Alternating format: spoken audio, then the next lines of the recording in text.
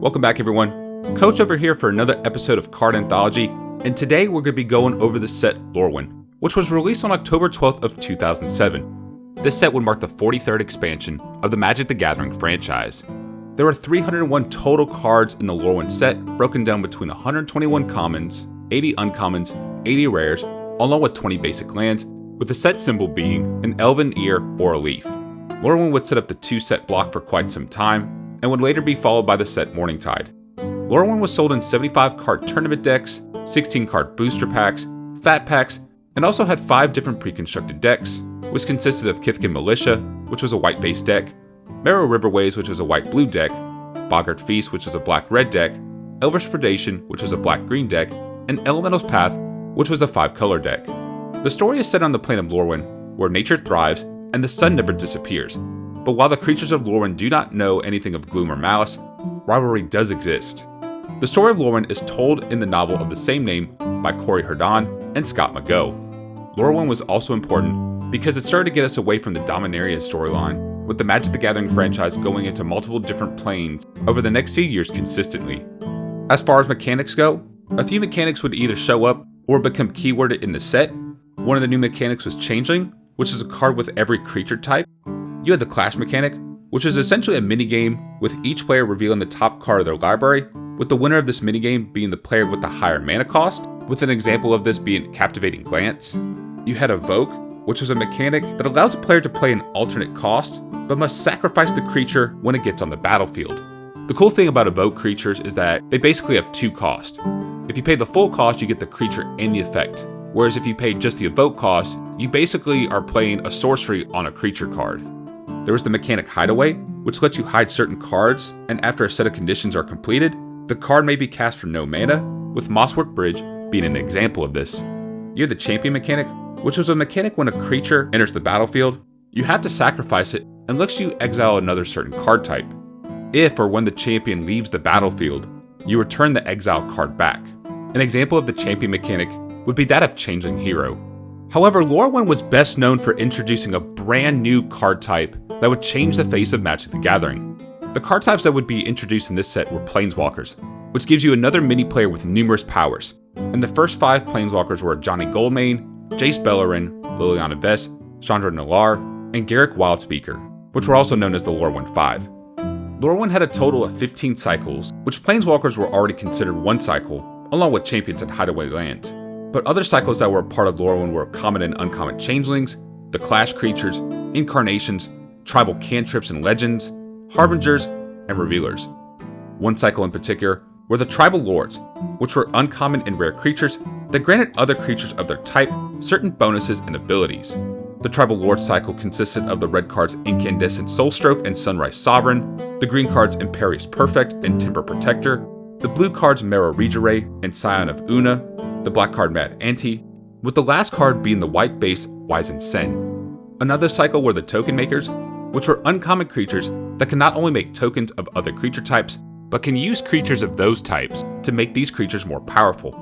The Token Maker cycle consisted of the blue card Benthicor, the black card Marsh Flitter, the white card Cloud Goat Ranger, the red card Hearthcase Giant, along with the green card Guardian of Cloverdale.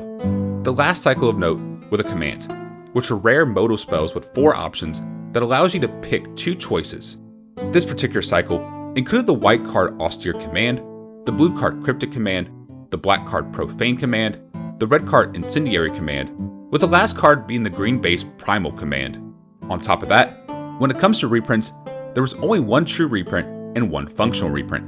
That true reprint was Fertile Ground that was last printed in 8th edition, which was a green enchant land card that gives you another additional mana of any color when the enchanted land is tapped. The functional reprint was Hornet Harasser, which functioned the same as the Urza's Destiny card Disease Carriers. This card gives a target creature -2/-2 until the end of turn when Hornet Harasser is put into the graveyard. Now anytime we do a card anthology episode, we always finish off the episode with the most notable cards that came out of these sets. With Lorwyn, there were a bunch. You could definitely include the Planeswalkers since they're used a whole bunch in EDH and Commander, but for Lorwyn, we're going to really look at 10 cards that came out of the set that affected either the formats of that time or that had affected other formats recently. The first notable card is Doran the Siege Tower, which is a black-green-white creature card that has the ability of each creature assigning combat damage equal to its toughness rather than its power. This essentially made this card a 5/5 creature for 3 different color mana. Duran the Siege Tower was seen as standard, modern, and extended in decks that were named after the card itself. Next would be the black command cycle card Profane Command, which lets you choose 2 of the following. Target player loses X life, return target creature card with converted mana X or less from your graveyard, target creature gets -X until end of turn, and up to X target creatures gain fear until end of turn. Profane Command was seen in mostly standard decks, along with a few extended decks, and was included in deck styles such as Elves and Rocks. You had the Evoke creature card Muldrifter, which was a blue elemental creature with flying, and when it enters the battlefield, you draw 2 cards. However, its evoke cost of getting the 2 cards cost 2 generic mana less. Muldrifter was seen a whole bunch in standard, and was also seen widely in the new Pauper format. It was also included decks such as Revelark and Mannequin, along with Snow and Dinrova, since Muldrifter is a common card. The next 2 cards were also evoke creatures just like Muldrifter, the first one being Ingot Chewer, which was an elemental creature that had the ability to destroy target artifact if it entered the battlefield, with an evoke cost of just 1 red mana. Now, Ingot Chewer did not get a whole bunch of attention when it was in standard, but it would later be picked up in modern and especially used in vintage when you had those low-costing artifact cards like the Moxen. Ingot Chewer would mostly be seen in decks such as Monastery, Delver, and Dredge. The last evoke creature was Shriekamaw, which is the black card with fear, and when it enters the battlefield, you destroy a target non-artifact, non-black creature, with the evoke cost being 1 generic and 1 black mana. Shriekamaw was seen mostly in standard and modern, as it was a good creature/kill creature card, and Shriekamaw was included in decks such as Mannequin, Living End, and Birthing Pod. You had the artifact card Thorn of Amethyst, which was an artifact card that costs 2 generic mana and has the ability of non-creature spells costing 1 more to play. While I did not see play in standard or modern, it's most effective in the Eternal formats such as Legacy and Vintage. The card was cheap and easy to use, and was seen in decks such as Ravager Shops, Mud, and Eldrazi Aggro. You had the nefarious Gaddock Teague, which was a creature card that cost 1 green and 1 white mana, with the abilities of non-creature spells with converted mana cost of 4 or greater can't be cast, and with the other ability of non-creature spells with X in their mana cost can't be cast. Gaddock Teague was used most against non-creature based decks, such as control players, and was seen in formats such as Modern and Legacy, with a little bit of inclusion in EDH decks. Gaddock Teague has also been included in decks such as Maverick, Zoo, and Humans. You also had the other command card being the blue-based Cryptic Command, which lets you choose 2 modes between countering a target spell, returning target permanent to its owner's hand, tapping all creatures your opponents control, and drawing a card. Cryptic Command was seen mostly in the standard and modern format, as it was a good instant modal card that allows the controller various options, and was seen mostly in Fairies, White-Blue Control, Twin Exarch, and Scapeshift. Now the last 2 notable cards are cards that when we did the top 100 best performing Magic the Gathering cards, these 2 cards made the list and were decently high up on the list itself.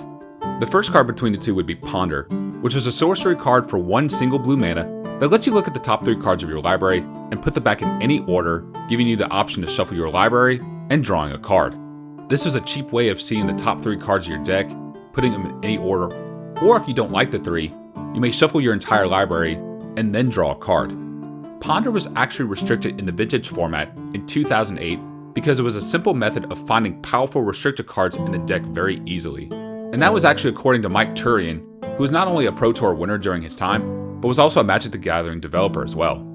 Ponder was not only seen in Standard and Vintage, but was very much used in the Legacy format. Ponder was also in numerous decks such as Fairies, Delver, Canadian Threshold, Miracles, Thresh, Rug, Monastery, and even Oath of Druids decks. The last notable card that came out of the Lorwyn set was Thoughtseize, which is a sorcery card for 1 single black mana that allows you to see a target player's hand, and you get to choose a non-land card from it to discard it, with the only drawback of you losing 2 life. Thoughtseize was a very good turn 1 hand disruptor, and was seen in formats such as Standard and Modern, along with a little bit of inclusion in the Vintage formats. Thoughtseize was seen in a huge amount of decks such as Affinity, Birthing Pod, Jund, Dark Depths, Death Shadows decks, Dredge, Fairies, Esper Dragons, and even Abzan midrange, just to name a few. It would also get reprinted in the Theros block, which would be the block where Thoughtseize got much more traction. If you wanted a sealed booster box of Lorwyn, the current price of one of those booster boxes is around $800. So that's all I have, everyone. Everything you need to know about the Lorwyn set. If you enjoyed the video, be sure to leave a like, a comment, and subscribe to the Card Bazaar channel. You can also follow me on Twitter by going to coach@thecardbazaarcc, and on top of that, you can continue to support me on Patreon by clicking on the link in the description or just by searching the Card Bazaar. Speaking of Patreon, a huge shout out to all my patrons who continue to support my work. Also a big shout out to Delver Lens, who's been a huge supporter for the last 5 months, and they are the people behind the Android app that allows you to scan and organize your Magic the Gathering collection. Download the app today by going to delverlab.com. That is all I have today for this video, everyone. Our next Card Anthology episode is going to be going over the Morning Tide set. This is Coach over here signing out, and I will see you all in the next video.